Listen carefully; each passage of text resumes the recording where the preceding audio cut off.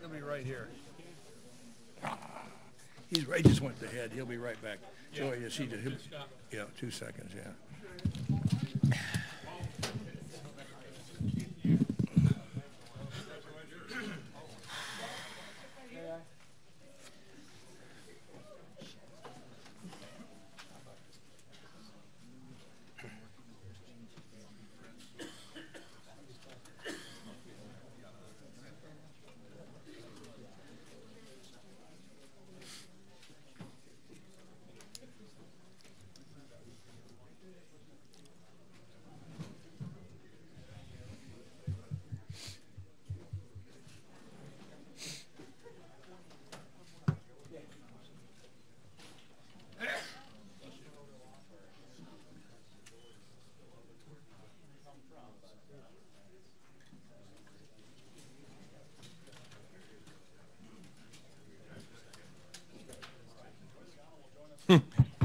Here.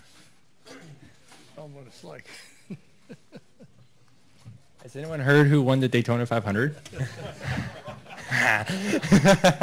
We're waiting to find out. Yeah. Okay, we've got our winning team here. And that is the number 22 Shell Pennzoil Ford for Team Penske. Driver, Joey Logano. Team owner, Roger Penseke. And crew chief, Todd Gordon.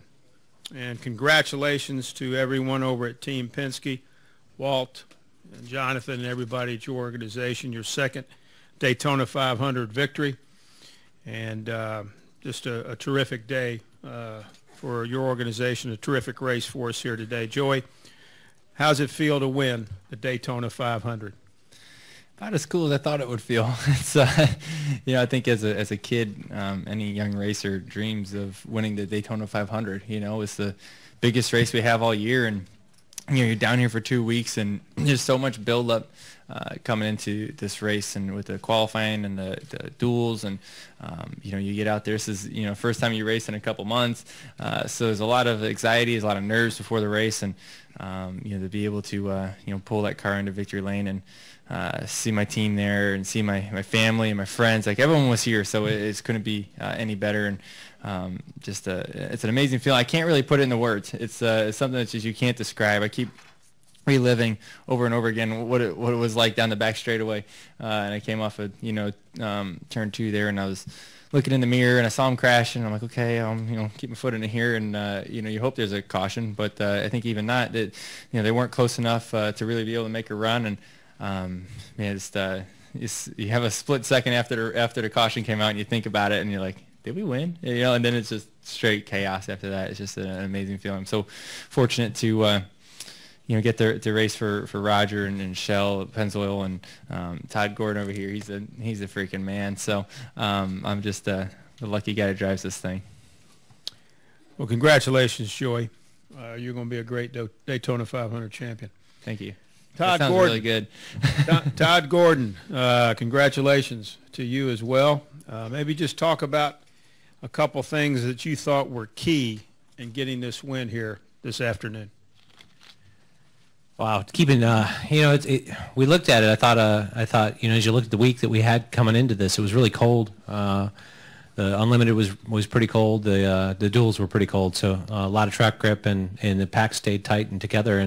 And we really talked a lot about how we wanted a race car to be come race time. And I think we made the right calls to have enough stability in the car, and we could maintain our position up front. And Joey did a phenomenal job of finding the right lines, and I think Tab Boyd did a great job helping him from the spotter stand to get ourselves out front. I'd say the biggest thing that helped us today, you know, beyond just having speed and being up there, but we worked really well with the 15 car. I think those guys did an awesome job helping us today. Thank you, Todd. And Roger, certainly you've had many wins in motorsports and many championships, and your accomplishments are outstanding. But this has to be a very sweet win for Team Penske and for you personally.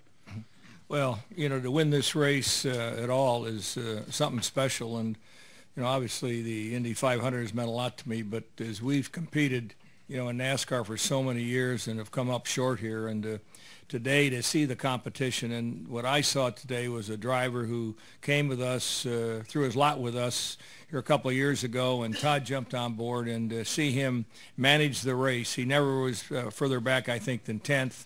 He managed the race, and when you've got Earnhardt and Johnson and Gordon and all the guys behind him, and was able to play fair, but yet, you know, knew what he had to do, was amazing. And for me, it's a credit to what Todd's done. The team, we talked about this, you know, during the NASCAR week. We talked about continuity, and I think today you saw it, same pit crew.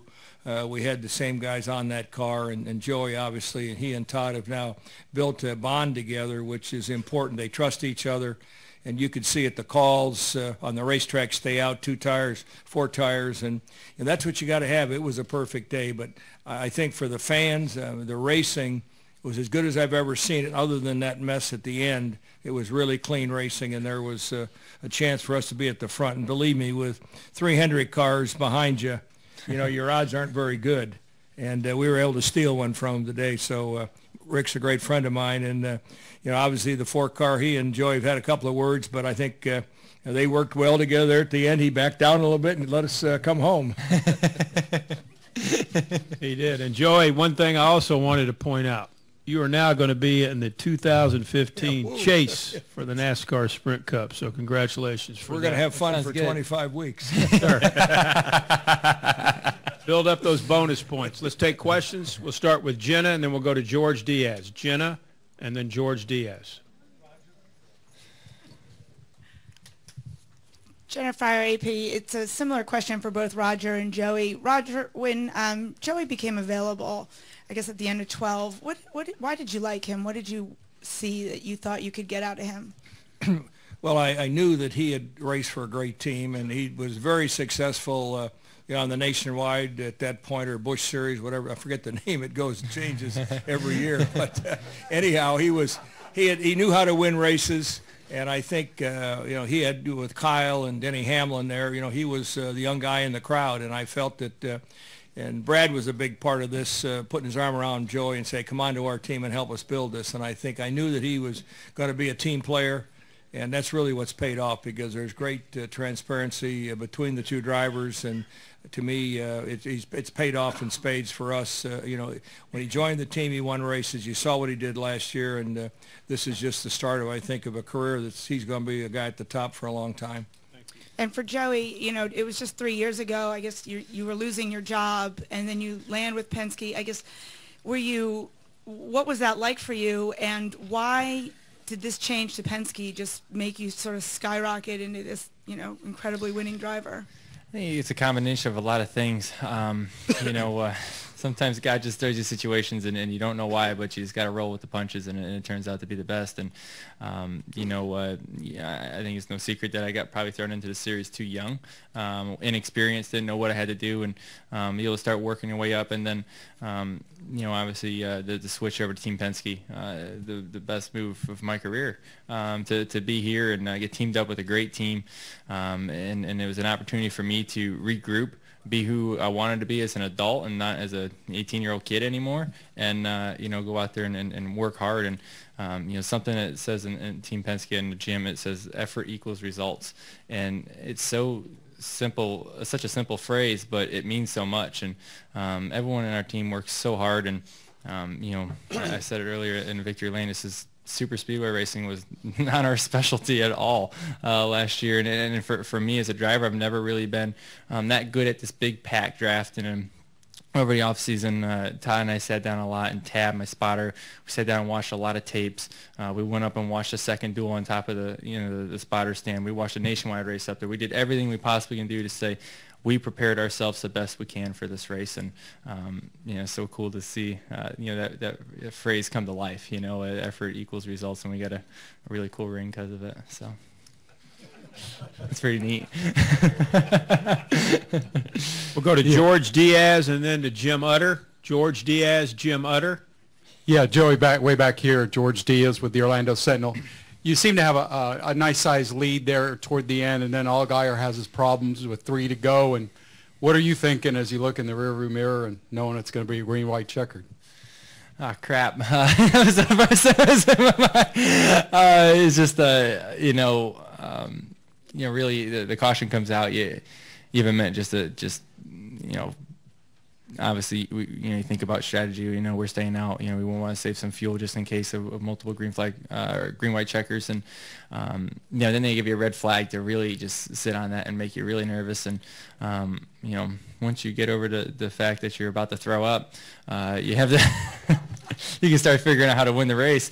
And I knew Clint Boyer behind me was the best pusher I had all day. He was very aggressive, pushed me hard, and my car was able to handle it at any point throughout the corners and straightaways. And there's a few times we got crossed up, but it worked, and it got us up there. So I knew I wanted Clint behind me, and we just was able to execute the plan basically after that, and just stare in the mirror and try to bring her home. Let's go to Jim Utter. We'll go over here to Angela, and then we'll go to Nate Ryan. Jim Utter, Charlotte Observer for Todd and Joey. You saw Brad have the engine oil pan or whatever it was issue. Then you had the 21, and I believe you all had a conversation over the radio about it. And I think Todd, you said something about say your prayers or. No, I said that. Oh, you said that. Yeah, I said nothing we can do about it. Just keep digging. And he said we'll just say a prayer for it right now. Well, I mean, after those two issues, I mean, how concerned were you that you might develop something similar? You worry about the things that you can control in this sport, and at that point, we have no control over it. I think I think Doug Yates and his guys have done an awesome job of trying to bring as much power as they could to the racetrack, and we had discussions prior to the race about where we could push it, where we couldn't, and unfortunate with the 2 and the 21, but we had managed where we needed to be with our motor all day, and you can't worry about things you can't control, and at that point it's as Joey said, at that point it's in racing God's hands. So fortunately everything worked out for us. Yeah, let's go over here to Angela, and then we'll go to Nate Ryan. Go ahead, Angela. Thank you. Angela Davis, Jersey Girl Sports, right here. Joey. This question is for Joey. You are so young. You have so much ahead of you in terms of your future with NASCAR. And with this being Jeff Gordon's last season, if you could project forward and you think about your last season, your last race, what would you hope people would say about you? What would you want your legacy to be? Oh, it's a tough question. I feel like I got over 20 years left in my career here, so it's hard to look that far down the path. But as a person is the way I want to be known as is more than just a race car driver. I want to be more known as a great person that's willing to help out and give back when I was supposed to, when you're supposed to be a good person, and someone that was fun to be around, enjoyed life, enjoyed the fact that you get to drive a race car for a job. That's like the coolest thing ever, and make sure I enjoy every second of it, and hopefully as a winner, this is so far this has been a great career for me, and you only hope you can do as much as Jeff Gordon. I mean, look at what he's done in his career, and he's been an amazing ambassador for our sport. He was my favorite driver when I first started racing. When I was 6 years old, I rooted for the 24 car because he was the young guy. And now racing against him, and he's not the young guy anymore, but he's still a lot of fun to race against. And being able to race against him today for the lead multiple times in the Daytona 500, it's a dream come true for any kid. And I'll always remember that for sure. All right, let's go to Nate Ryan. Go ahead, Nate. Nate Ryan, NBC Sports for Roger. Brad has given you a championship, your first in NASCAR. Joey has now given you your second Daytona 500 win. Those are two drivers who are young enough to be your grandchildren who are giving you your best success in NASCAR. You gonna put up with that? Jeez. Wow. Well, it's true. I mean, what does that mean to you personally to have that kind of youth, and how has it rejuvenated you? Because you've seemed like a different guy around the track the last few years.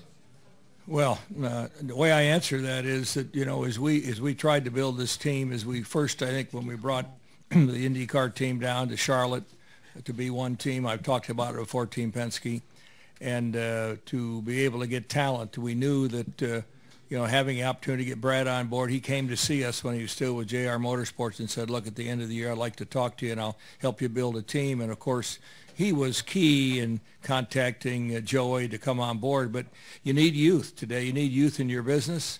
You need youth, on the racetrack, and I think Todd knows that. The people that we hire are ones we want to stay with us, and we support them. And we're going to have ups and we're going to have downs. And he talked about effort equal results. So I think that's what you've seen. Personally, for me, I like seeing these people compete and elevate themselves within the company, and that's what I look for every day. I mean, I've won a lot of races, but I love to compete with Rick and with Childress and Gibbs and whether it's Stuart Haas, and because the camaraderie off the racetrack is amazing. But boy, when you get to the racetrack, boy, you got to have your game on. And to me, seeing these young guys step up, and it's like a young golfer like McIlroy or a guy like that. To me, that's the great thing about sports. It brings the best out of people, and I think it brings the best out in our team, and that, to me, gives me my satisfaction. Let's go to the press box for a few questions. Go ahead, press box. Lee Spencer, motorsport.com. Joey, you really didn't answer it, but what was going through your mind when you found out about the 21 and the 2? Because, certainly you had a lot of power. You could pretty much move around on your own, but when your teammates go down that quickly, it has to give you some pause. Well, Roush Yates Motors does a great job for us, and yes, it was 2 motors that were fairly quick that gave up, and I think, I don't know what they were, but I heard it was the same thing. So obviously it raises a little bit of a caution in your mind to say, what's going on, and there's still a lot of Fords out there that were running at the time, but I just asked Todd, I said, is there anything I can do to help? And when he said there's nothing I can do, then I stopped worrying about it. I said, there's nothing I can do about it, and all I can do is focus on what we can control, like Todd said, and try to win the race from there. So I'd say one thing, it held together because I was trying to sling a rod out the side of that thing doing burnouts and laying it up on the chip, and she held together, so it's a lot stronger than you think. That thing's a pretty tough motor in that thing. Go ahead, press box. Bruce Martin with Race Day on Fox Sports Radio and National Speed Sport News. Congratulations, Joey. This question is for Roger. You've won 15 Indianapolis 500s, the all-time winningest team owner there. Now you're a 2-time Daytona 500 winning team owner. How do you compare and contrast the 2 accomplishments? Well, these are the 2 greatest races here in the United States, and just to say that we competed for as many years as we have, both in Indy and at Daytona, is something that I'll never forget. And today, the competition and racing for an OEM here, which is important, and the sponsors, and just this race has just gotten bigger and bigger, and to me, it's pretty special. Obviously, I'd love to win both these races in the same year. You set those kind of goals for yourself. But, today the Indy 500 is in May, and the Daytona 500 is today. So, overall, I think these are 2 great accomplishments. But, I get many of the laurels. But when you really come down to the facts, it's all about the people that have joined the team for so many years that have brought us this success. It's the drivers. It's the young drivers we just talked about. It's the young mechanics, people that have come across the country to work on our team, thumbed their way across, that have worked their way up to be key people. Because everybody, when you look in auto racing and you look at the people, Knaus, and go on down the line, I'm sure, when we look at Todd, all these guys came from a different background, and they just didn't walk in at the top of this sport. You cannot as a driver, you can as a car owner, and you certainly you can't, as a engineer or chief mechanic. You've got to build it, and I think that's what we've been able to do from the nationwide, to the Cup side, and the truck one the other day Brad did, and those young guys are the future leaders in over the wall for us. So it's the people, and whether it's at Indy or here, I think it takes the same formula. Go ahead. Let's stay at the press box. Go ahead. Viv Bernstein, New York Times, for Joey. How much did that pit stop at Homestead stay with you over the off season, something that just sort of stayed in your mind? And how much does this victory sort of erase what happened there and allow you to just sort of focus forward? It really didn't stay in my mind that long. To be honest with you, you move on. It's the history. It's past, and you focus on the future. You dwell in the past, you'll never move forward. And I was, obviously you're frustrated at the end of that race, but the team stuck together. Their attitude was awesome over the off season. They worked so hard to become better. We used it as a positive and how to motivate ourselves to be a better team. And this whole speed weeks, I mean, every stop they had was spectacular. Each one was fast. We gained spots every time we came down pit road. I'm confident as a driver. I know I have the best team out there, whether that's the road crew or the pit crew. I know they're both the best team out there, and as long as we stay together as a team, we win and we lose as a team. That's what makes the strong team. It's people that live and die together. You just you do it, and it is really cool to see how they reacted over the off season and use it as a positive. Go ahead, press box. I think we got two more up there. Go ahead. Brant James, USA Today Sports for Joey. This sort of success has been expected of you for so long. It seems like you should be older. Does it feel like a long time? And did that sort of pressure and expectation on a teenager help or hurt you? Did you call me old too? No, I said it feels like you should be older. Jeez. No, I mean, I get. What was this? My 7th 500, or I guess. I'm 24, which is it's cool because I've been through a lot in my career already, and I still have a long ways to go. We talked about a few minutes ago, and the success that we're starting to see is it's been a lot of fun. I'm so happy and thankful that I went through the times of trying to figure this out, and the tougher times of worrying about if you're going to have a job or not. Worrying about winning a race and then worrying about having a job is two different things. And when you get to the point that you can worry about winning races, that's where you want to be in your career. And but without going through those other points, it would never make me the person I am today on and off the racetrack. And I'm thankful for it to be here going through all that. I believe we have one more in the press box. Go ahead. Yes, this is Don Coble from the Florida Times-Union. This is for Roger. When you heard your driver and your crew chief talk about, engine, didn't you actually get on the radio and say something?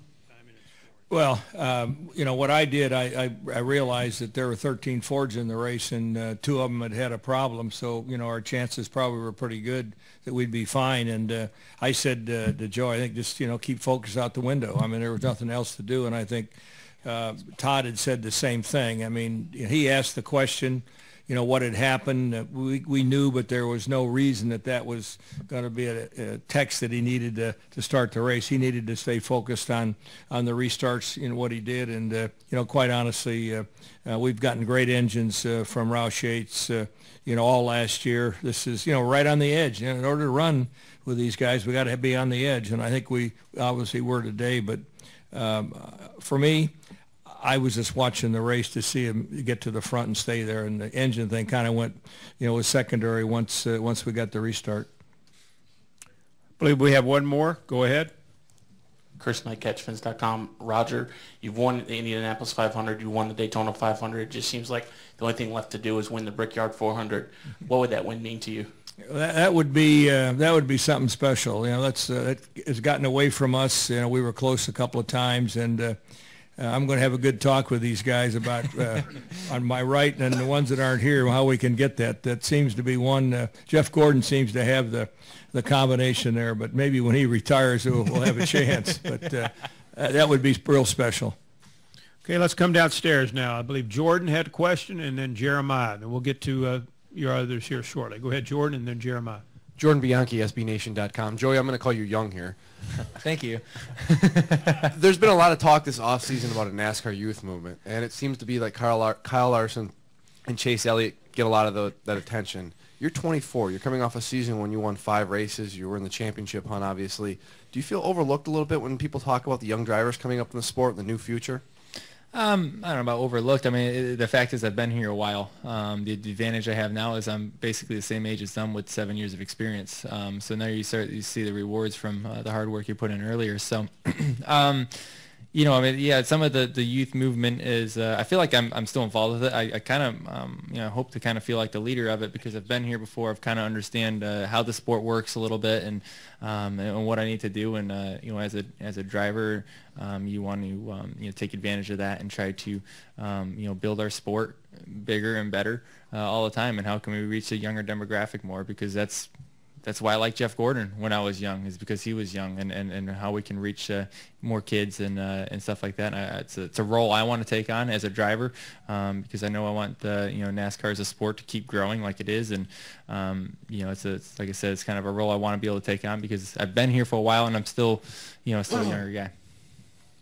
Right here, Jeremiah, and then we'll go to the gentleman back there in the back that's been so patient. Go ahead. Jeremiah Davis, Cedar Rapids Gazette. Joey, you exclaimed on the radio, was the Daytona 500 is Daytona 500. Had you thought a lot about the historical impact of winning this race, what it would mean as a driver to win it? There's a lot of cool things. There's a really cool trophy out there. They put everyone's name on it and everything.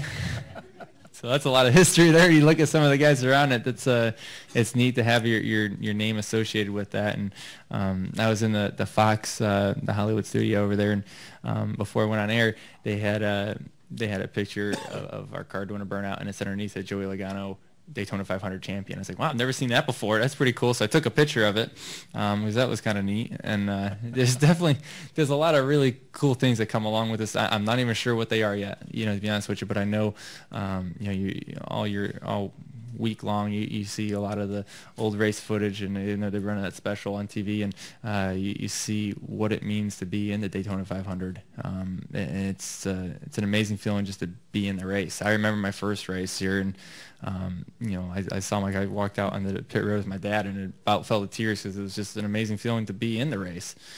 So winning it, you can only imagine. It's 10 times cooler than that because it is the biggest race of the year. You're racing against the best of the best in stock car racing. It's just it's really cool, you know, to be associated with the names that have won this thing before. Go ahead, back in the back. Joey, Andy Nesbitt at the Buzzer on Fox right here. I talked to you Friday night, and I asked you what the party would be like if you won the Daytona 500. Well, you won the Daytona 500. What's the party going to be like tonight, and can At the Buzzer on Fox crew be invited? I don't know if we should have media there, but sure, what the heck, come on. We're not real. I don't really, to be honest with you, I don't know how to party. So I'm sure there's somebody on my team knows how. And you know, it's funny because for a while when I first started racing, I wasn't 21, so milk and cookies was my party. And now I'm old enough at least, and I don't know. Usually Brittany and I just have a glass of wine and we sit down and rewatch the race. I'm sure we'll. I think all my guys are staying here. The pit crew and road crew, they're all staying here, right, Todd?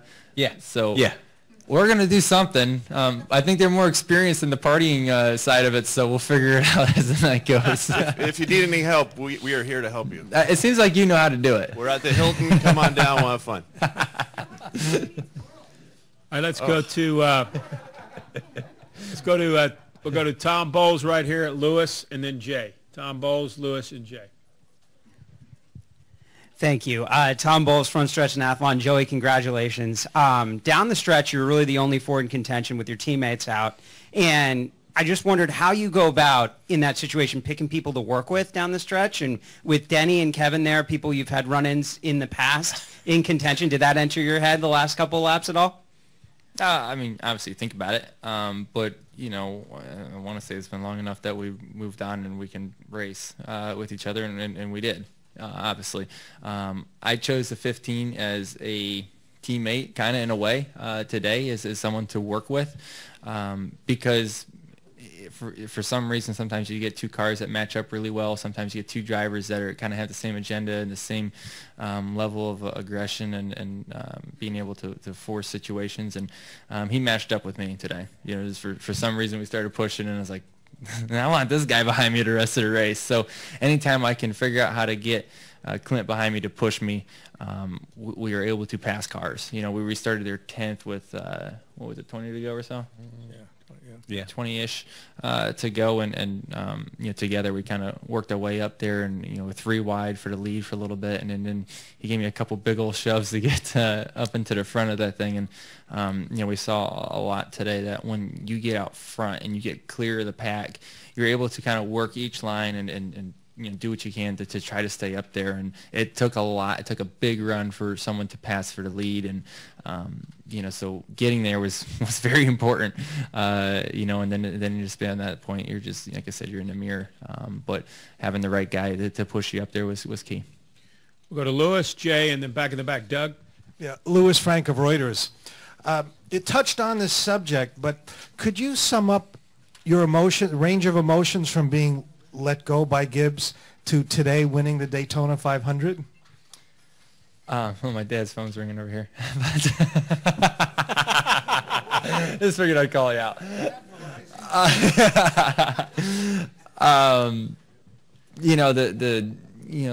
Some of the emotions you go through when you start to think, man, am I going to have a job next year? And that's kind of hard as a race car driver, saying, man, especially for me, I poured all my eggs in one basket. I was really banking on this one, and you come to that point, it's like, oh, this is going to be scary, and then you don't know what's going to happen. And that win in Pocono for me was one of the biggest wins in my career, because I didn't know what was going to happen next, but just to prove that to yourself that you can still win one of these things, and that was a special race for me. And and then who would ever guess 3 years down the road we'd be sitting here saying we're Daytona 500 champions? Like, that's just, it's crazy. Life is a roller coaster, and like I said, you just got to roll with the punches, and it all comes out good at the end as long as you just trust in God, and you'll be there. Let's go to Jay, and then back in the back, Doug. Jay? Jay Pennell, Fox Sports. You mentioned the cool ring that you got. Given your Which one? Given your I got 2 cool ones. Yeah, given your track record with rings, what are you going to do with that one? I better not lose. I hope I don't lose this one. This one's harder to replace, I think. Well, I take that back. I screwed up there. Hang on. Well, insert foot here. Hang on. Well, what I meant to say. Well, she's still here with me. It's just a symbol. She's with me all the time, no matter what. She would be impossible to replace. There you go. That's how you redeem yourself. I'm going to stop. I feel like I came out neutral on that one. So, no, overall, no, the ring is super cool. And, I'll make sure I put it next to the bed when I go to sleep tonight, along with the trophy and Brittany. Let's go back in the back, far left corner. Doug? Thanks, Gary. Doug Turnbull from WSB Radio in Atlanta. Aside from this, is much less interesting than the party question or the ring question, but no, with all the talk about handling that's gone on, were you able, or any of the other drivers that you know of, able to make use of the in-car track bar adjustment during this race, or was that not even an option? It's not an option on super speedways. There's no, they take that out of the car. It's not an option. So next week will be the first time we get to use the track bar adjuster. So we'll see how that goes. We haven't tested a new package as a team. The 22 team hasn't. So we're not really sure what it's going to do yet. But handling did come into play a lot today. That was definitely a big story to me. Is I was surprised how much we started lifting in the corners. It kind of felt like the old Daytona before they repaved it, and you got to start lifting a little bit. The car is getting tight, and you're starting to ask for adjustments. You're asking for grip in your car, and it's something that we haven't said here in Daytona for a little bit. So it's starting to come back to old Daytona, which is cool. I think it still puts on a great race. It's a lot of fun, and at the end, it's amazing because you see throughout the race how a lot of cars weren't handling very well, and at the end we're 3 wide and we're all still wide open, like, how do you find this gear to be able to do this, because it wasn't working earlier in the race, and why would it work at the end? And it's just amazing how everyone finds that next level at the end of a race. Okay, let's go to Bob. Did you have a question? I believe Bob did, and then we need to get going to get them to some other commitments. We'll finish with this gentleman right over here. Bob Hocker, ESPN. The guys who were second, third, fourth didn't think they had much for you, even if the caution had not come out. Were you fairly certain by the time the caution came out that you would hold them off? I wasn't very certain at all. I've never won this a speedway like there's this big pack group racing before, so I wasn't certain about anything because, like I said earlier, this isn't really my specialty before, and you know, never winning one of these before, you're never really sure what's going to happen. So, and I don't think anyone is certain of what's going to happen. I don't care how many of these you won, you're probably never certain that you're going to win one of these things. So, you just you know, you do what you know how to do, and you know, try to make the best of that situation. And you know, it was cool to be able to hold those guys back there, you know, but it took a lot of teamwork to be able to do it. Final question right here. Brad Freilich with WIFF TV in Greenville, South Carolina. Todd, this question's for you. Can you talk about your relationship with Joey and how you've built that relationship, and then what winning a Daytona 500 means to you personally? Yeah, it's you know, when Joey came on board, it's funny. It's now been, we're in our third year up together, but you know, there were a lot of similarities in how we looked at how we raced and how we talked, you know, how our personalities were, how we wanted to handle people, how we wanted our race team to be. I think that's a lot of what, you know, we've got people, this whole Shell Pennzoil race team is there's a lot of continuity. They're guys that like to hang out together. They're the guys that, you know, when we don't have any, there's no separation in our group. I think that's that comes from Joey and myself and everybody here. It's a group that kind of gets together. So, yeah, I'm a lot older than he is because I'm an old guy, but but we have some similar thoughts and similar, I think, similar focuses, and you know, he's a genuinely good person, which I think you know, that everybody kind of migrates towards that. So, you know, it's been great, and the relationship is something where we trust, you know, we trust each other with everything. It's you know, today was a perfect example of, you know, I'm too tight and I call for 2 tires, and there was no hesitation or anything in Joey's mind, but he understood that track position was where we had to maintain, and we had to keep ourselves where we were fighting for things. So there's good belief in each other. I don't ever question what he does, and he very rarely, I mean, I've never heard him question me. So I don't question you, man. I just go with it. You're smarter than me. Yeah. Well, Joey, Todd, and Roger, congratulations on winning the 57th annual Daytona 500. Great accomplishment, and Joey, enjoy it. Thank you. Hey, there's one more cool story I think we overlooked. Ford won the Rolex 24, the truck race, the Xfinity race, and the Cup race. So I think that's a pretty big deal for those guys. So they deserve a high five or something. Excellent. Thank you, Joey. Thank you. Congratulations. Thank you. Maybe a Coca-Cola. I get to talk to you. Yes, you do.